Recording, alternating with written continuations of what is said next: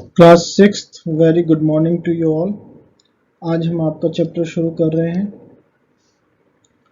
Motion and measurement of distances. ये chapter 10 है आपकी बुक में। यू में आस्क कि सडनली हम चैप्टर 2 से चैप्टर 10 में क्यों चले गए।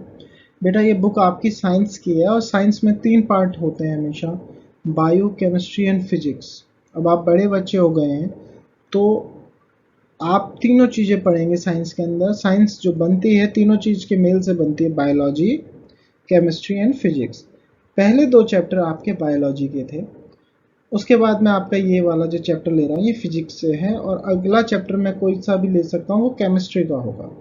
और ये 4 चैप्टर आपका यूनिट टेस्ट 1 के लिए हम तैयारी कर रहे हैं। दूसरी बात मैं बताना चाहूँगा कि मई के महीने से हम लाइव क्लासेस भी लेंगे। पूरी कोशिश रहेगी कि फर्स्ट वीक से ही शुरू हो जाए, और उन लाइव क्लासेस में हम एक्चुअली इन चैप्टर को दोबारा रीड करेंगे लाइव। ठीक है, उसके लिए बहुत ज़रूरी है आप सबके पास अपनी बुक्स हों। ठीक है, और जिस पे बुक्स नहीं है वो कहीं ना कहीं से अरेंज कर लें। ये बुक्स वही हैं जो पिछले साल लगी थी, तो आप अपने किसी पुराने यार दोस्त से या अपने सीनियर से, अपने बड़े भाई बहन से आप इन बुक्स को अरेंज कर लीजिए, जो कि बहुत ज़रूरी है। बिना बुक्स के पढ़ाई नहीं हो सकती। ठीक है, अगेन मैं आपको एक और बात बताना चाहूँगा। मैंने ये चैप्टर जो कि काफ़ी लेंदी है, इसको मैंने इम्पोर्टेंट पॉइंट्स में ब्रेक डाउन कर लिया है। आप सब बच्चे इसकी रीडिंग अपने आप भी करेंगे। ठीक है, एक बार मैं आपको एक फॉलो थ्रू दे रहा हूँ इस चैप्टर के अंदर क्या क्या है, और इसको डिटेल्ड रीडिंग करना आप लोगों की जिम्मेदारी है। आप इसको बुक में पढ़ लेंगे। वैसे इसमें जितने भी इम्पोर्टेंट पॉइंट हैं इस चैप्टर के अंदर वो मैंने अपनी वीडियो के अंदर कवर कर लिए हैं, तो आपका कुछ इम्पोर्टेंट नहीं मिस होगा। लेकिन और भी बहुत जानकारियाँ और बहुत सारे एग्जाम्पल आपकी बुक्स के अंदर रहते हैं जो शायद मेरे से छूट जाए, इसलिए आप ज़रूर अपनी बुक्स के चैप्टर बुक्स जरूर पढ़ेंगे। चलिए शुरू करते हैं। सबसे पहले है स्टोरी ऑफ ट्रांसपोर्ट। ठीक है, ट्रांसपोर्ट की कहानी। एंशिएंट टाइम्स समझते हैं, बहुत पहले की बात है। ठीक है, man used to move only on foot and carry goods either on his back or on some animals, और on back of some animals. क्या होता था, आज से 2000 साल पहले, 3000 साल पहले के आसपास आदमी पैदल ही चलता था, जहाँ जाना है चलता है। आज आप देखो, आप प्लेन में बैठ के कितनी दूर दूर चले जाते हैं, दिल्ली पहुंच जाते हैं 1 घंटे में। ट्रेन में बैठ के 4 दिन में कहाँ से कहाँ, बिल्कुल कश्मीर से शुरू करते हैं, पौंडीचेरी पहुंच जाते हैं, कन्याकुमारी पहुंच जाते हैं, पूरा देश घूम जाते हैं। प्लेन में बैठ के 2 दिन में पूरी दुनिया का चक्कर लगा देते हैं। लेकिन पहले इतनी सुविधाएं कुछ नहीं थी, आदमी सिर्फ पैदल चलता था, और या तो अपना बोझा जो भी उसके साथ बैग होता था, जो भी सामान वो कहीं ले जा रहा है, या तो अपने कंधे पे डालता था, या फिर अपने साथ किसी जानवर जैसे कि बैल हो गई, घोड़ा हो गया, खच्चर हो गया, गधा हो गया, उनके ऊपर लाद देता था। ज़्यादा ऑप्शन थे ही नहीं। A great change in the mode of transport was made by the invention of wheel. कैसे बदला ये सब, जब पहला टायर बनाया किसी ने, वो एक गोल टायर। आज कितना कॉमन हो गया, आप छोटे से ही देख रहे हो टायर, छोटे छोटे थे आप, आपके साइकिलों में टायर हो गए। लेकिन किसी ने जब वो पहली बार बनाया, सोचा कि गोल बनाएंगे तो इस पर चीज़ें चल सकती हैं, तो वहाँ से एक बार ट्रांसपोर्ट की दुनिया बदली।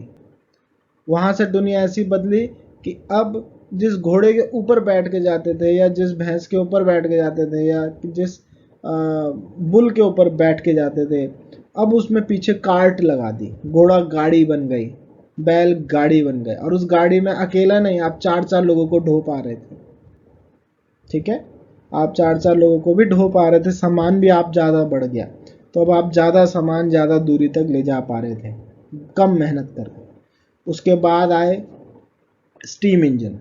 स्टीम इंजन क्या, भाप से चलने वाले इंजन। लकड़ी सी आग लगाते थे, भाप उठती थी, भाप से टरबाइन चलती थी, उस टरबाइन से आपके टायर चलते थे।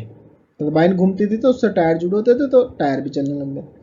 फिर अगली एडवांसमेंट आई जब आए आपके इंजन्स। ठीक है, फिर आए आपके ऑटोमोबाइल्स जिसके अंदर मोटराइज इंजन थे जो डीजल से चलने लगे।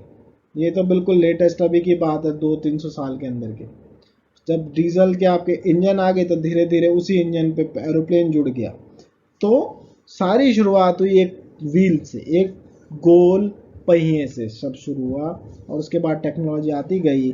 और यही है हमारी स्टोरी ऑफ ट्रांसपोर्ट। पैदल से लेके आज आदमी आसमान में उड़ रहा है। ठीक है।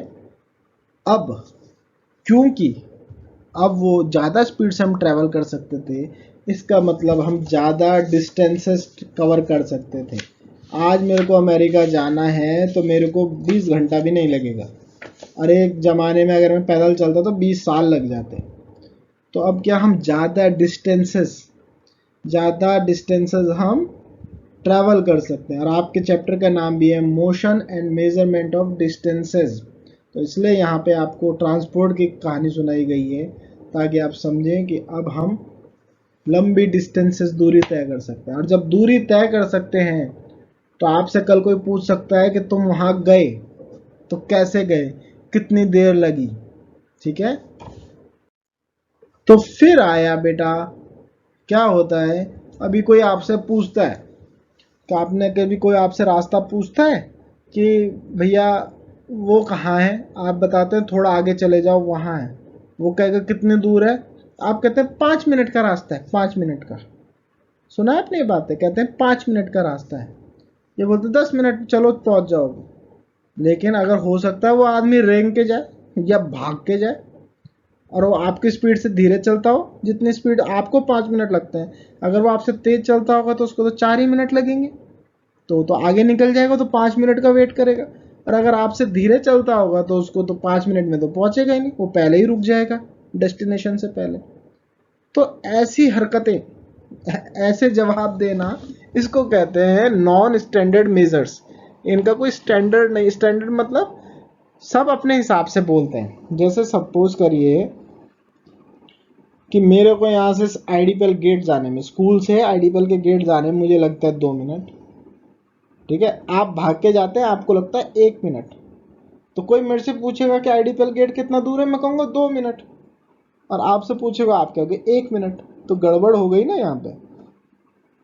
या फिर मैं आपसे पूछूं कि जो आपकी टीचर की टेबल है, या आपकी जो फ्रिज की हाइट है, या कोई भी ऐसी कॉमन चीज़ जो 2 लोग देख सकते हैं, ये चलिए हम बोल देते हैं उस बेंच की बात करते हैं जिस पर आप क्लास में भी बैठ रहे थे। ठीक है। जिसमें आप छत में भी बैठ रहे थे, उसकी बात करते हैं कि वो बेंच कितनी लंबी है। अब हो सकता है एक बच्चा तो नापे, अपनी टांग रखे उस पर कि मेरी टांग जितनी लंबी है जी, टांग फैला दे बेंच के ऊपर, कहे जितनी मेरी लंबी टांग है उतनी। दूसरा बच्चा अपने उंगलियों से नापे कि जी तो 200 उंगलियों बराबर है। ठीक है। कोई अपने पूरे हाथ से नापे कि जी ये तो 1.5 गज है या 1 गज है। ठीक है। या जैसे आप देखते हैं, आप मांझा खरीदने जाते हैं, कभी पतंग का मांझा खरीदने जाते होंगे लड़के, तो दुकान वाला गज कैसे नापता है, हाथ से नापता है तो नापता है कि नहीं नापता। कोई कोई फीते में लगा के तो नापता नहीं।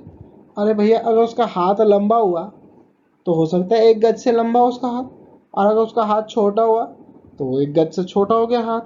तो गज तो मिला ही नहीं ना आपको। तो ऐसे मेजरमेंट, क्या लिखा है स्क्रीन पे देखिए, द लेंथ ऑफ स्टेप्स, पैरों से नापना।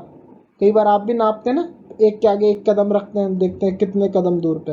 हाथों से नापना, हैंड से नापना, फिंगर से नापना, जो कि डिफरेंट पीपल आर डिफरेंट, जो कि सबके पैर का साइज अलग है। आपके पैर मेरे पैर से छोटे होंगे ऑब्वियस है। अगर मैं 10 कदम में जो चीज़ नाप सकता हूँ, आपको तो 12-13 कदम लग जाएंगे। मैं तो कहूँगा 10 कदम की दूरी पर, आप कहेंगे 12 कदम की दूरी पे। क्योंकि लोग अलग अलग होते हैं, इसलिए ऐसे तुक्के वाली जो होती है रिलायबल नहीं होती। ठीक है।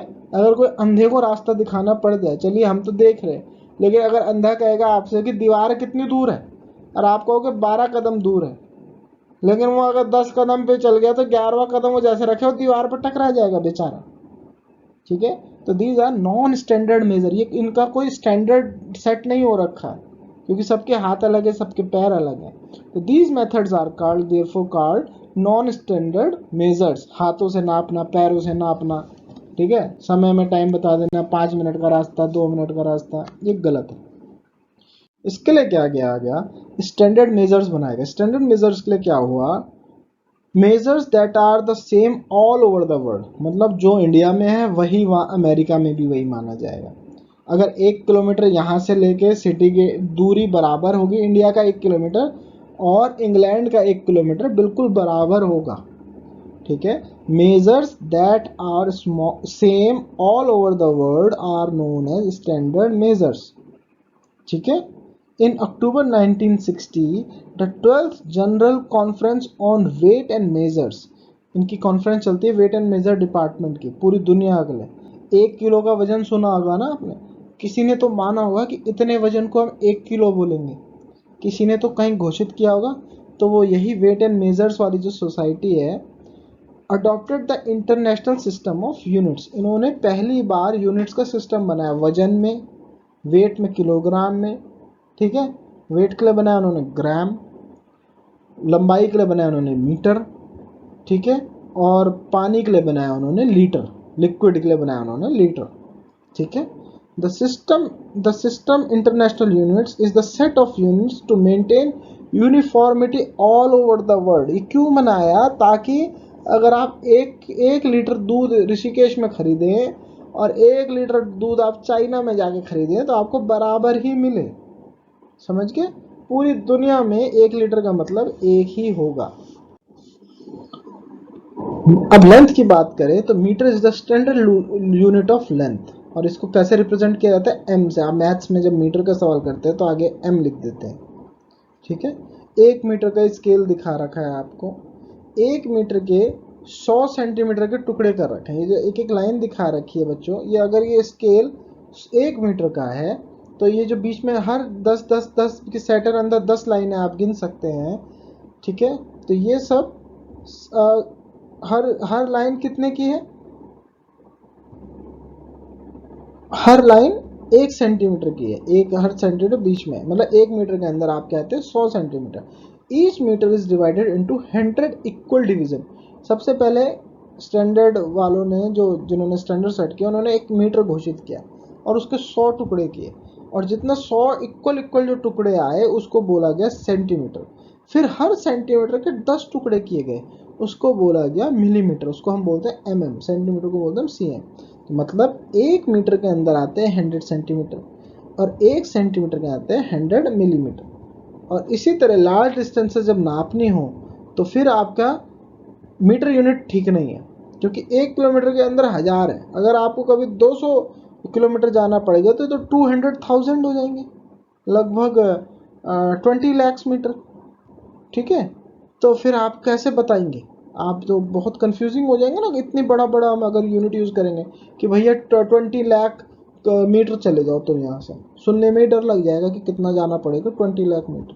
अब वैसे कितना है? 200 किलोमीटर, चलो गाड़ी में बैठो जाओ। तो बड़ी डिस्टेंसेस के लिए हमने क्या कर लिया, 1 किलोमीटर का मानक सेट कर लिया, एक स्टैंडर्ड सेट कर लिया, जिसकी वैल्यू करी गई 1 किलोमीटर माने 1000 मीटर होगा। ठीक है, अब आप देखिए यहाँ पे नीचे 2 चार्ट दे रखे हैं, एक सिंपल मल्टीपल ऑफ यूनिट्स है और एक सब मल्टीपल्स ऑफ यूनिट्स है। ठीक है, बीच में आ गया आपका, यहाँ पे बीचों बीच पड़ गया आपका मीटर, यहाँ पे आ गया आपका मीटर। ठीक है, मीटर से नीचे वाली लाइन ये है और मीटर से ऊपर जाएंगे तो ये है। सबसे नीचे आता है मिलीमीटर, उसके बाद आएगा सेंटीमीटर, उससे ऊपर आएगा डेसीमीटर। ठीक है, 100 मिलीमीटर का 1 मीटर, लेकिन 100 सेंटीमीटर का 1 मीटर, और 10 डेसीमीटर का 1 मीटर। इसके बाद यहाँ से उल्टा शुरू हो जाओ। ठीक है, 10 मीटर का क्या होगा? अगर 10 मीटर का 1 डेसीमीटर डेकामीटर हो जाएगा, सॉरी, 100 मीटर का हो जाएगा 1 हेक्टोमीटर, और 1000 मीटर का हो जाएगा 1 किलोमीटर। तो ये सीरीज ऐसे बनती है, आपने पहले भी जरूर पढ़ा होगा milli, sorry pardon my writing क्योंकि स्क्रीन में लिखने में दिक्कत हो रही है। Millimetre, centimetre, decimetre, metre, metre के ऊपर आ जाएगा डेका, डेका के ऊपर आ जाएगा हेक्टो, और हेक्टो के ऊपर आ जाएगा किलो। ठीक है, अगर मीटर है तो आगे मिलीमीटर लिख दीजिए, अगर ग्राम है तो मिलीग्राम कर लीजिए, लीटर है तो मिली लीटर कर लीजिए, या मीटर की लीटर आ जाएगा या ग्राम आ जाएगा। तो ये सीरीज चलती है पर, और हर एक 10 का है, 10 मिलीमीटर का 1 सेंटीमीटर, 10 सेंटीमीटर का 1 डेसीमीटर, 10 का 1 मीटर, ऐसे 10 का चलता है। ठीक है, ये आपने पहले भी मैथ्स में पढ़ा होगा, नहीं पढ़ा होगा तो आना चाहिए, हम इसको दोबारा रिपीट कर लेंगे। अब आपके पास स्केल तो आप सबने देखा ही होगा, ठीक है। तो अगर लंबाई नापनी है आपको तो उसका तरीका क्या होता है, in making measurement of a length and object we should follow, in making measurement of length of an object we should follow the following. देखिए, एक आपके राइट साइड पर आप दो फोटो देख रहे हैं, करेक्ट है, एक गलत है। Place the scale in contact with the object along its length. आप आड़ा तिरछा नहीं रख सकते, जैसे आप देख रहे हैं बिल्कुल उसने यहाँ से लेके बिल्कुल सीध में रखा है, अलोंग द लेंथ रखा है। अब इसमें देखिए एक जगह पॉइंट यहाँ ले लिया, एक यहाँ ले लिया, ये तो गलत हो जाएगा। आपको लेना है तो अलोंग द लेंथ, मतलब ये वाली जो लाइन है इसी के पैरेलल में, इसी की पैरेलल में आपको यहाँ पे लेना है, जैसे इसने यहाँ पे लिया, ठीक है। तो ये आपको नापने का, क्योंकि ऐसे अगर आप तिरछा नापोगे तो ज़्यादा आ जाएगा, एक गलत हो जाएगा, ठीक है। जब भी नापना है तो ऐसे नापना है, बिल्कुल अलोंग द लेंथ रखना होता है स्केल को। अच्छा, कभी कभी आपके पास स्केल होंगे घरों पे, होते हैं कि नहीं आपके स्कूल में भी, और उसके किनारे ना टूट जाते हैं, प्लास्टिक के किनारे घिस जाते हैं, तो उस स्थिति में क्या करना चाहिए बच्चों, देखिए कभी भी ना यहाँ जो 0 पॉइंट होता है जहाँ पे कुछ नहीं लिखा होता है, यहाँ से नापने से बचना चाहिए, हमेशा यहाँ से नापो, क्योंकि कॉर्नर कई बार टूटे होते हैं और ढंग से मेजरमेंट नहीं आती, और ये बीच वाला पोर्शन सही रहता है। तो पहले यहाँ से नाप लिया, देखिए 1 से लेके कहाँ तक आ रहा है, ये 6.5 मान लेते हैं, तो अब इसमें से 1 घटा दो तो ये आ जाएगा 5.5 सेंटीमीटर के लगभग आ जाएगा। ओके बच्चों, ठीक है। इसमें से जैसे पूरा आ गया, उसमें से जहाँ से शुरू किया वो घटा दीजिए 1, क्योंकि आप यहाँ से नहीं शुरू कर रहे हैं, आप यहाँ से शुरू कर रहे हैं, ए पॉइंट यहाँ पे आपका, तो जो भी बी की रीडिंग आएगी बी माइनस ए लिख दीजिए, उससे आपका प्रॉपर लेंथ आ जाएगा। ओके, अब फिर दूसरी बात ये है कि जब आप स्केल रखते हैं तो कोई दाएं बाएं से नहीं देखें, दीज आर रॉन्ग पोजिशंस, हमेशा आंख ऊपर से आनी चाहिए, ठीक है। ये वाले देख रहे हैं, बिल्कुल सीध में आना चाहिए आपको, ये जो डंडा है, ये निशान होता है उसके ऊपर आइए आप, बिल्कुल ये उसकी सीध में आइए, this is the correct position, rest all are the wrong position, खाली ए पोजिशन आपकी करेक्ट है।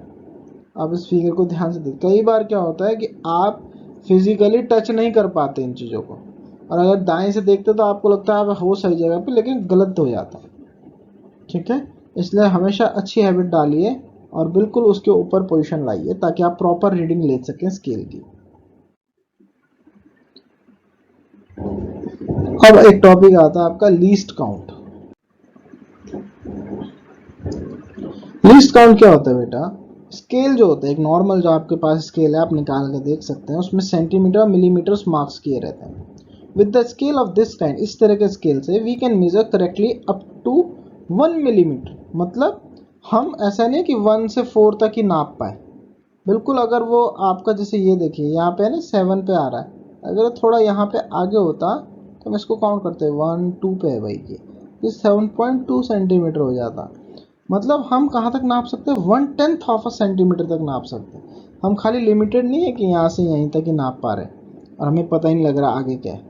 अगर सोचिए, अगर बीच में ये डंडे नहीं होते छोटे छोटे वाले, ये छोटे छोटे वाले अगर डंडे नहीं होते तो हमें बिल्कुल नहीं पता लगता ना। मान लीजिए ये लाइन यहाँ पे ख़त्म हो रही है, यहाँ से यहाँ पे ख़त्म होती मान लीजिए, और ये वाले डंडे होते ही नहीं यहाँ पे कुछ होते ही नहीं, तो हम कैसे नापते, यहाँ पे सीधा 8 लिखा होता है, तो हम कैसे नापते कितना, हम या तो 7 बोलते इसको 8 बोलते, गड़बड़ हो जाती कि नहीं हो जाती।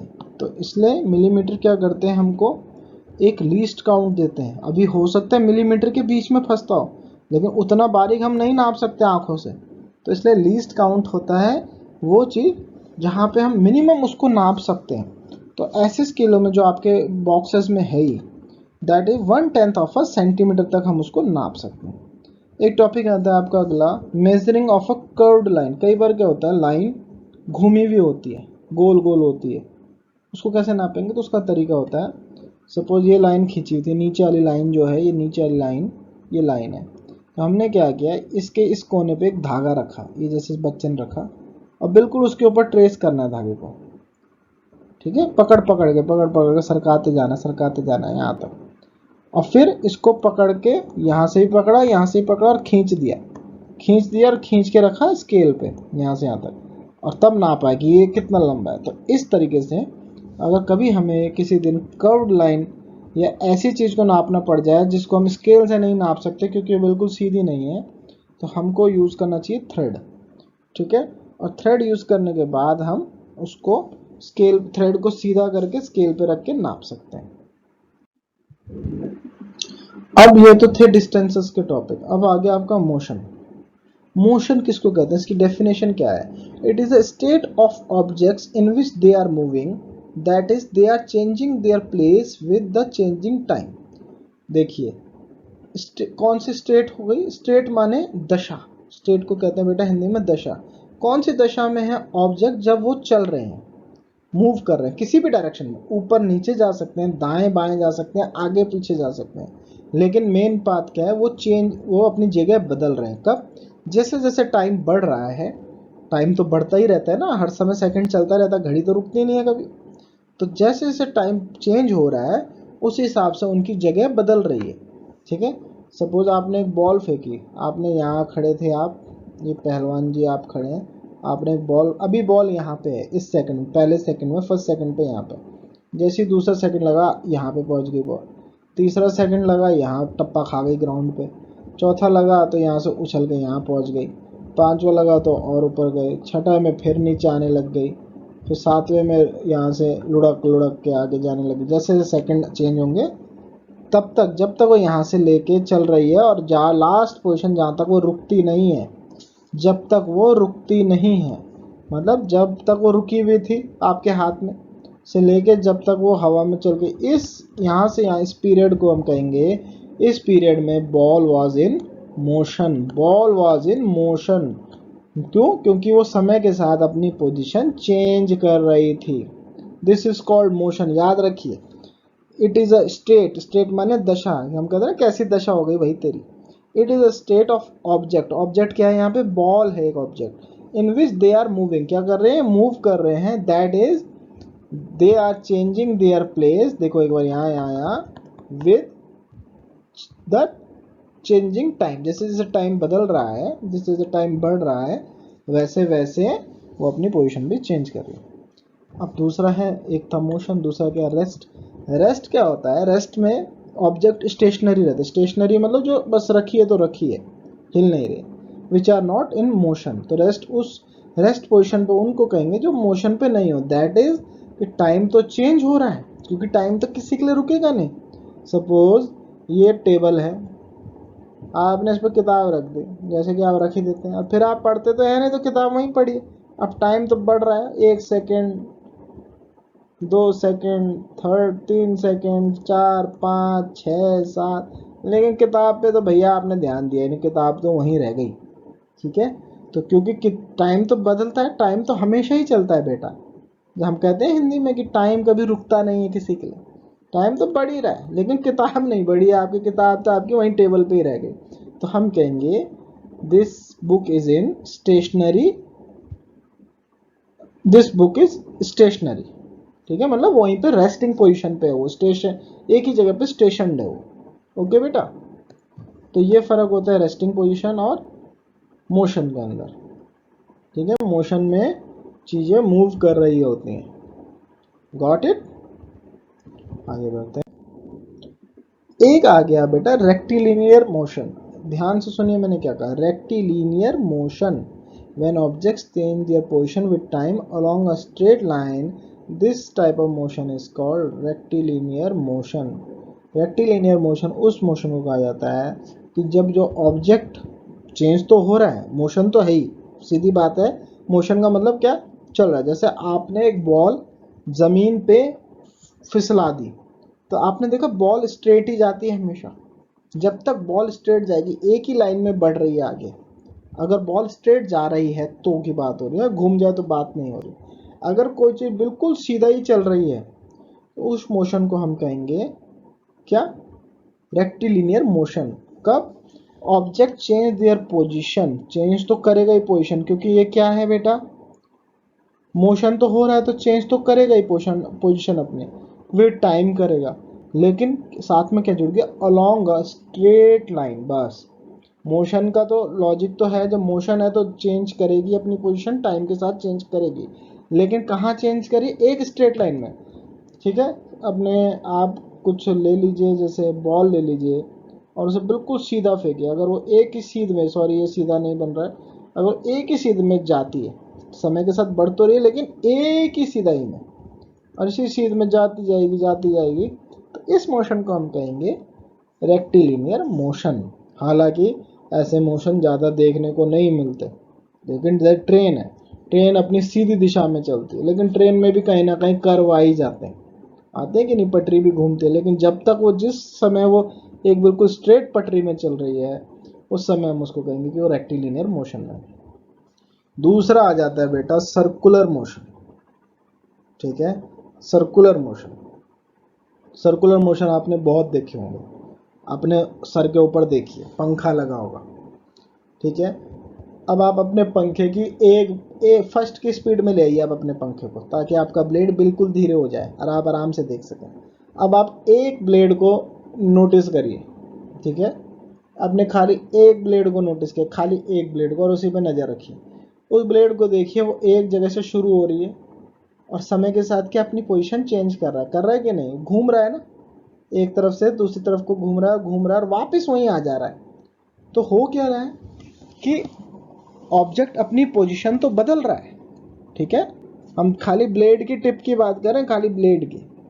ठीक है, ऑब्जेक्ट अपनी पोजीशन को बदल रहा है, वो पूरे कमरे की तरफ मतलब 360 डिग्री घूम रहा है, लेकिन मूव कहाँ कर रहा है, सर्कुलर पाथ पे। जहां से शुरू हो रहा है पंखा, देखिए ये आपके पंखा मैंने बना दिया,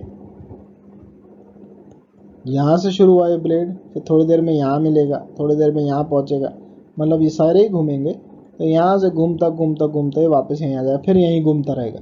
तो टाइम तो बढ़ ही रहा है, आपको पता है टाइम तो चलता ही रहता है, मैंने बता दिया। अब ये लेकिन एक बार यहाँ था, यहाँ था, यहाँ था, तो ये क्या मोशन तो हो गया, इस समय के साथ क्या हो रहा है, ब्लेड आपका पोजीशन चेंज कर रहा है, लेकिन वापस वहीं पे, वापस वहीं पे, यहीं पे राउंड राउंड राउंड राउंड घूमे जा रहा है, क्योंकि सर्कुलर मोशन ले रहा है ये। ठीक है, तो इसको हम कहते हैं सर्कुलर मोशन। बात खत्म। व्हेन अ बॉडी, कोई भी बॉडी जब एक सर्कुलर मोशन में घूमते, देखिए नीचे फेरिस व्हील बना रखा है, देख रहे हैं, मेले में गए थे शिवरात्रि, खैर इस बार तो क्या ही गए होंगे बच्चों कोरोना में, लेकिन आप जब इसमें बैठते हैं तो आप मान लीजिए यहाँ बैठ गए, अब क्या थोड़ी देर में घूमेंगे घूमेंगे घूमें वापस यहीं आ जाएंगे, फिर क्या घूमेंगे घूमेंगे घूमें वापस यहीं आ जाएंगे।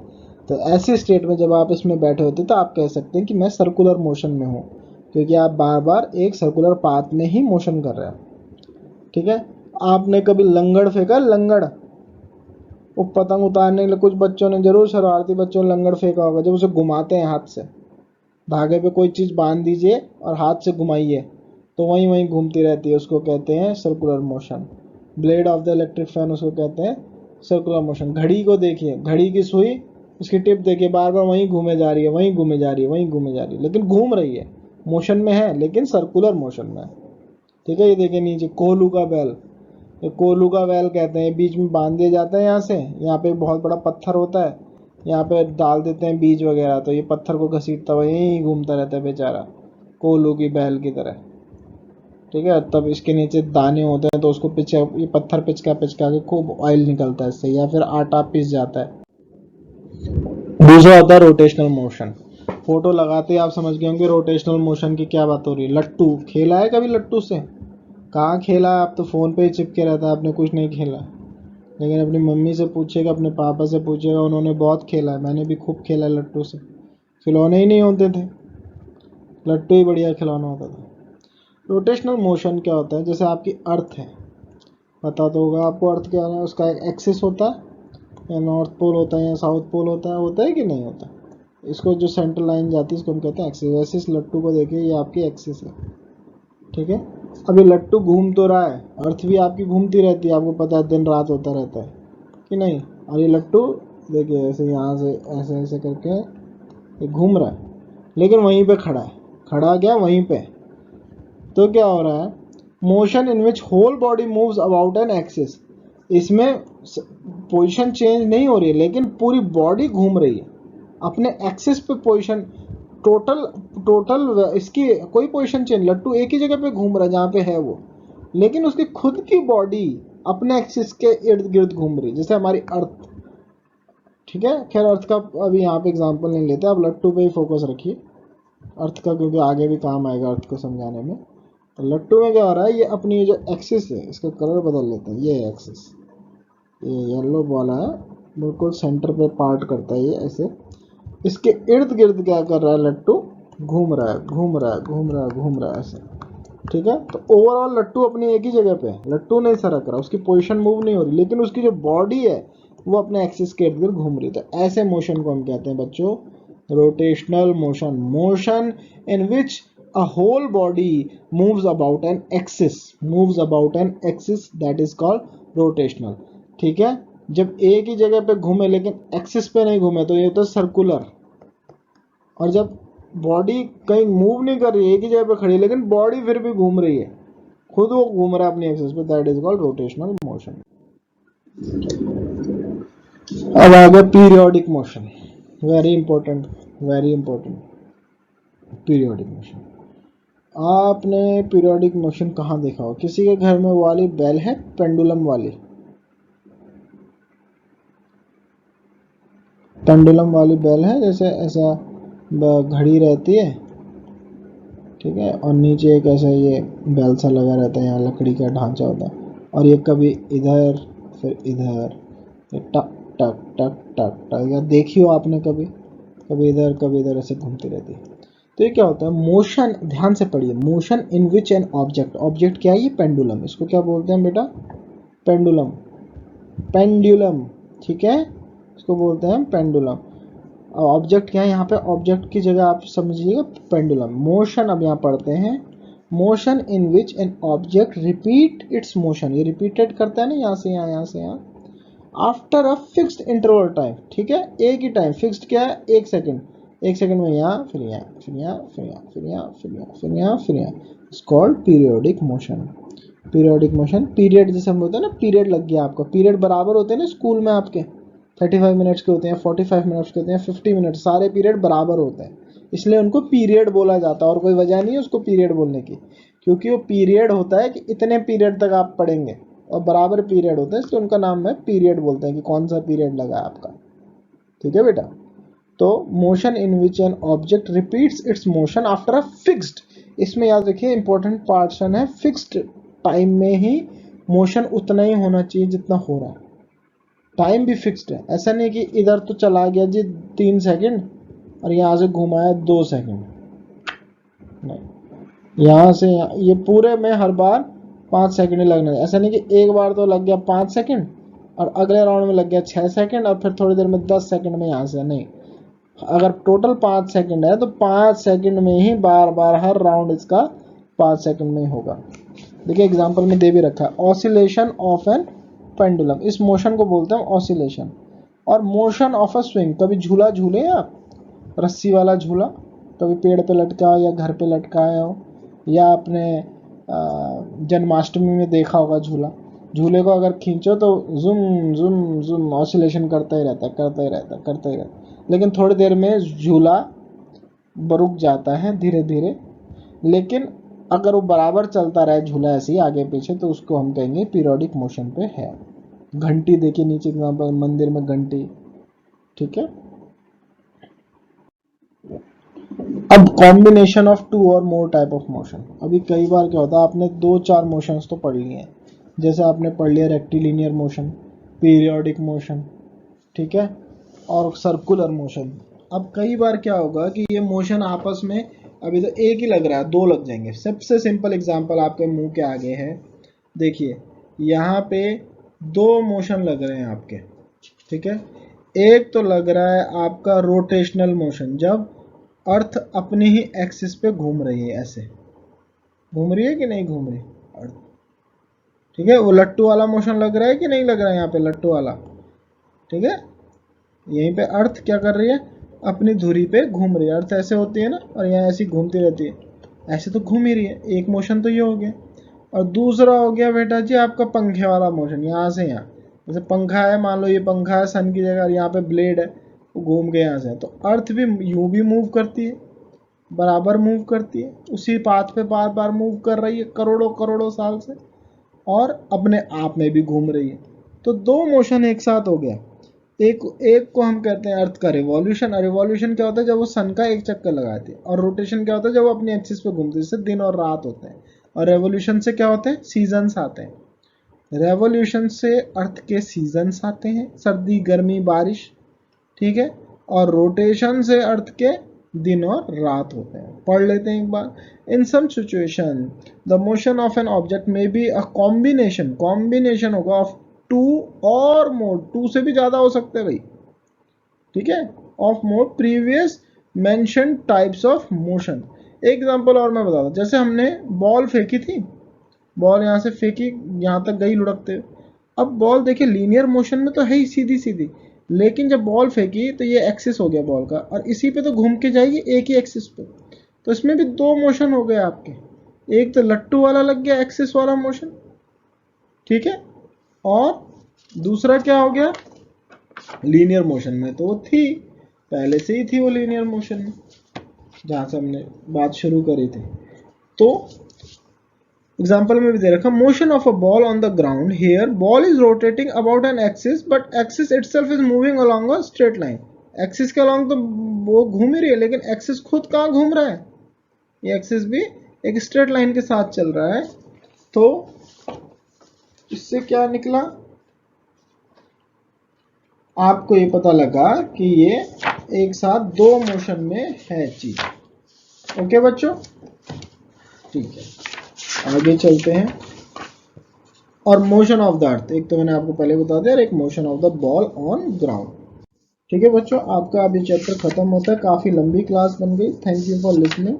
और मैं इसको फटाफट खत्म करता हूँ। मैं दोबारा एक बार याद दिलाता हूँ, आपने सर्कुलर मोशन पढ़ा, डिस्टेंस पढ़ा, मेजरमेंट्स पढ़े, मोशन के बारे में पढ़ा, पीरियोडिक मोशन पढ़ा, रेक्टिलिनियर मोशन पढ़ा था आपने, और स्टैंडर्ड इंटरनेशनल यूनिट्स पढ़ी थी, और यूनिट्स ऑफ मेजरमेंट भी पढ़ी थी। Thank you.